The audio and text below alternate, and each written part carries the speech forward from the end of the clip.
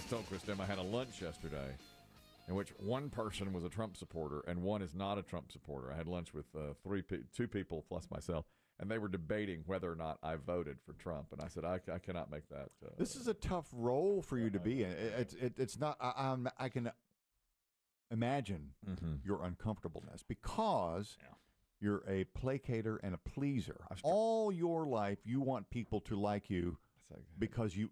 Exactly. And so to do that, you agree with them. Exactly. Regardless of what the position is. How many times have I been on the pickleball court and one guy says to me, can you believe what Trump's doing? I'm like, man, tell me about it. God, unbelievable. He's ruining this country. 5 minutes later, I'm on a different side of the court, and they're like, how about Trump saving the country? We are back. Yeah. We're so back. Look, it's going to hurt at first, but long-term goals here. Am I right? This is going to be awesome, yes. Mm-hmm. So yesterday... I mean, who doesn't want to be homeless for a bit? Just to try it out. Pain is temporary. This is playing the long game. He's playing what of that four-level chess. Four-dimensional chess. The rest of it's just playing checkers. That's right. So one said, I know you voted for Trump. And I said, I cannot reveal. And the other person said, you better not have voted for Trump. I said, I won't. Butthole's puckered up about, size of a pinhead. I don't know. I'm not going to tell y'all. How are you? Yeah, that's a terrible position. I said, I don't know. I said, I never reveal. My mother told me never to reveal who I vote for. Right. I did anyone? I said that. Did anyone at any point get up and use the restroom? So there was like a moment one-on-one? Yeah. The non-Trumper got up to use the restroom. So I turned and said, of course I voted for Trump. You know I did. I just can't tell. Just can't say it. Keep it quiet. We can't say anything. That's how it is. Mm-hmm. It's just a very difficult line for me to walk. It's private. Yeah. It's 100% private. I also got an email from a P1 listener who says she thinks that if I had a melanoma, the doctor would make me come to the office for the news. They don't just call you and tell you the results of the biopsy. Yes. So yesterday I got a call, and the voicemail was, we have your results of your biopsy, because I had a little thing on my face when I went to the dermatologist last week. And I called back, and the woman said, sorry, they've gone home for the day. It was only 5 minutes later, too. And she says, no, if you have something really serious, they say you need to come in and get the results. I don't know. If it were... I was thankfully none of us, I guess, has any experience with that. Right. If it were a more serious cancer, I could certainly understand that. 100%. But from what I have heard and read and seen, melanoma is the most treatable. It's the most common and the most treatable cancer. Yeah. I think that's probably true. Well, it's got to be common. When the dermatologist... Of course it's the most common. Look at us. Look at the sun, and the skin. We pale. When my doctor, when I take my shirt off, I'm always hoping for you've lost weight. Never get it. And all he says to me is, man, you've got a lot of moles. And I'll say, yeah, well, he's not looking at six packs. He don't care about that. He's looking for discolorations. I say, are you seeing my pecs? And he'll say, I can make them bounce. Yeah. You can't make them bounce, can you? Only if you want me to, but I will. You ever practice that? Of course I practice that in the mirror. Boing, boing, I boing, try. Yeah. I said, do you want me to make them bounce for you? He's like, no, we're not in the bouncing business here. We're in the mole business. This is serious. So am I. Doink. Doink, and doink, doink. Yes, and he's constantly saying to me, like, man, this one looks like Australia. Look at this. You gotta let me get a better look at this. He's like, oh, I want Diane to see this. Diane, get in here. He's the one that told me that years ago, something on my back. Yeah. He's like, Diane, get in here and take a look at this. Yeah.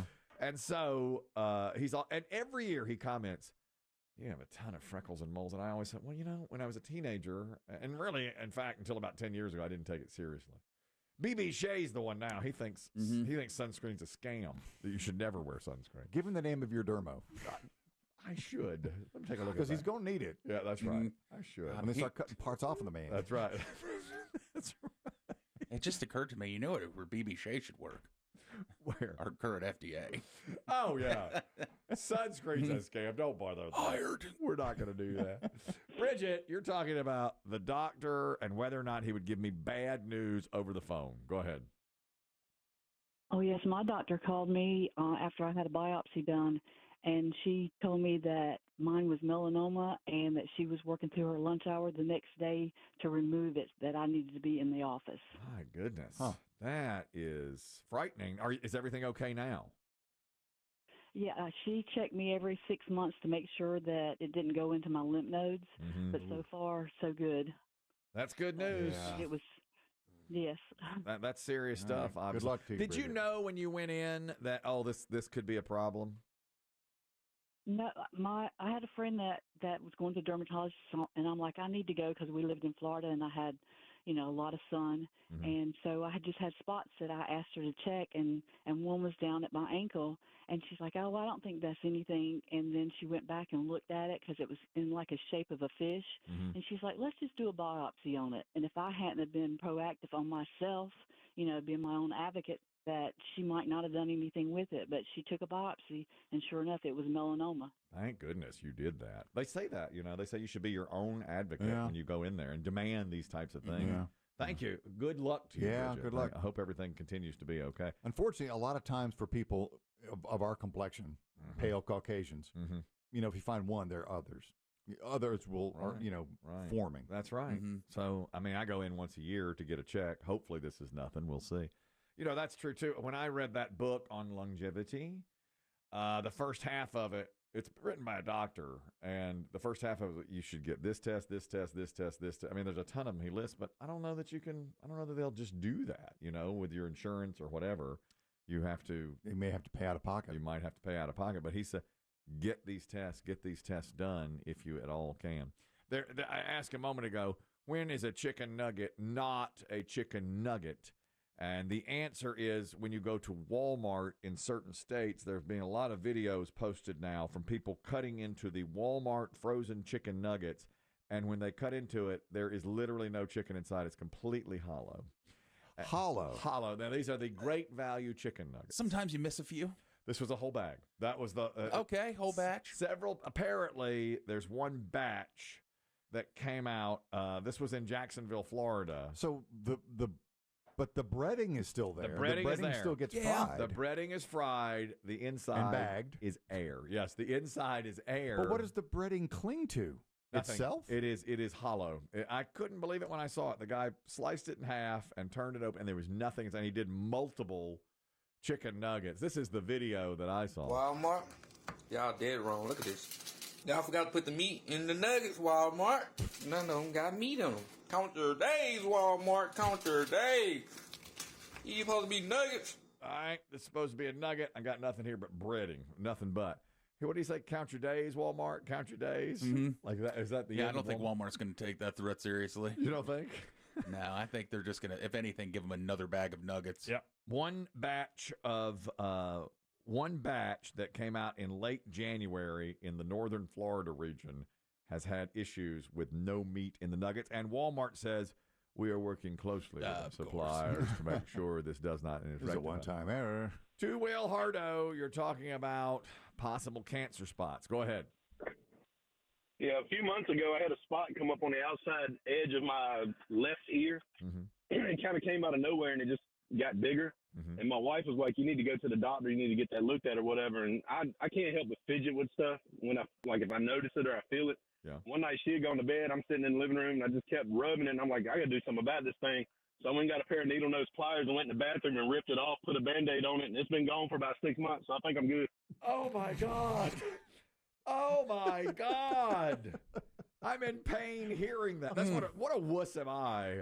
I am in pain. Can you freeze this off of me? Don't you think you should see a doctor about that, Hardo? I mean, it didn't come back. I think I'm good. Okay. I hope you're right. Golly. I hope that's true, and there's nothing like under the surface there. Whew. Thank you, too, Will Hardo. Well, some people deal with different things in different ways. That's right. He just lopped it off, and that was it. I had it frozen off. Now I'm getting awaiting biopsies. Awaiting the news today. Here we'll have it in a few hours on exactly how serious it is. So now I'm getting different information.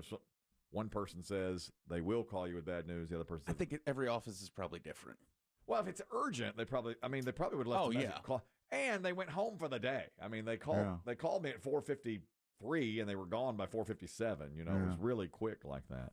I know that I filled out forms that said, do we have permission to leave messages on your machine? Yeah. I probably have, and the answer would be yes. Go ahead and do it. They didn't. They said, we got your. Well, see, that makes me think it might be bad news because it's like we don't want to just leave this on a voicemail. Yeah, nobody wants to give that voicemail. Hey, it's cancer. Give us a call. Yes. What? You don't want to hear that. Exactly. I don't know. This is food related as well. A Pokemon-shaped Flamin' Hot Cheeto has just been sold for $88,000 at auction. A single Cheeto shaped like a Pokemon. It's called Cheetosard, a 3-inch long, red, hot, puffy, flaming hot Cheeto that resembles the fire-breathing Pokemon monster Charizard. I don't know Pokemon at all. No. But it's sold at auction on a website to an anonymous bidder for $88,000. A fan of Pokemon. Remember, how big is this thing? 3 inches. I saw a picture of it. I mean, it looks like some creature, I guess. It vaguely resembles the Pokemon. They say that the original and most popular Pokemon is the Charizard. I don't even know how you pronounce it. Yeah, I hear that one a lot. So they call it Cheetosard because it looks just like it. They started the bidding at $275 a month ago. It skyrocketed on Sunday and wound up at $88,000 for a Cheeto. For a Cheeto that looks like that. And you, if you buy that, you don't eat it. Of course not. Right? No. Display it, I guess. Yeah. You display it. But no one would ever pay that again. You don't think? I hope not. You can't turn around and resell for $100 in 10 years. I would hope in not. 10 years, $200,000 for the Cheetosard. I cannot imagine myself. He must be somebody with a ton of money. Yes. Who loves Pokemon and wants to display. There was a woman, Kristen will probably remember, years and years ago, who was on the Johnny Carson Tonight Show, she collected potato chips that were the shape of different things. Textbook little old lady. Yeah, that's right. And she came out with like 25 potato chips she had collected through the years that looked like a bear or a cartoon character, and just had them laid out there. It was pretty neat. Today she'd probably sell them for a bunch of money, if that happened. I'm sure. Yes. I don't know. And Johnny pulled one of the best pranks of all time. He had a bag of stunt potato chips behind him. Yep. And he made her think he'd eaten one of her valuables. He had her chip. He said, Ed, you wanted to say something. And so she turned the other way. Chatting to Ed, and he takes a big bite of a chip and right into the microphone. She looked back. And it was legitimate. I mean, she was really terrified. I got to find that. That was hilarious. I mean, it is hilarious. I was probably 1986, mid-80s, and he got her perfect. He pulled a big bowl of Ruffles out. Just standard chips. And took a chomp of it. And then he did try to calm her fears. Yeah, he said, I'm kidding. Look, she was really your upset. chips are fine. That was so great. Great TV. He got right up to the microphone and went right on it. It was so great. One more piece of food-related news. Now, Biggie can weigh in on this. One guy, and I thought this was pretty smart, on his blog, he's got a food blog, and he said if you're giving up red meat for Lent, this is something, of course, Catholics can't have red meat for Lent. That's when the McDonald's Filet-O-Fish sandwich was invented. I believe that's right. Only on Fridays you're not supposed to eat meat. Okay, you're not supposed to eat meat on Fridays. And then if you give it up entirely, this guy has listed the best fast food fish sandwiches. If you want them. And you would be able to. You know, Biggie, you have some. We've done this before on your food podcast. Yeah. What's your favorite? At the time, I still like a McDonald's Filet-O-Fish. I was very surprised. He says they're only 10, by the way. He said these are all 10. And he ranked McDonald's Filet-O-Fish 7th out of 10. I just think it's simple. It's maybe just because it's the only one that I grew up eating. Yeah. I remember Arby's has a good one. He's got that one third. Yeah. Arby's always had a good one. Mm-hmm. Those two are the ones that stick out to me as memorable. He said the McDonald's, and by the way, this is a food blogger who never really eats fish. He hadn't had many of these. But he said the McDonald's one was the one he was most excited about because it's the famous one. And he said he was really disappointed. But I haven't had one. It's a triumph of marketing. Yeah, I guess so. I mean, it's just a simple sandwich. See, like the Arby's one is, what a lot of the places do is, like Arby's this is fresh caught Alaskan pollock or whatever, and it's on with a bigger bun with lettuce, tomato, a special sauce to go with it. So they really do it up big, whereas McDonald's slaps half a piece of American cheese, not even a whole piece, some tartar sauce, and throws it on a bun, says, have at it. That's exactly what he said. Why do we need this guy? Biggie knows all this stuff. Yeah. What are we doing here? Do they still make a whaler at Burger King? Let me say this. I'm going to reveal the best fish sandwich. I want to hear what he has at number one. I'm interested. I'll give it to you after the top of the hour.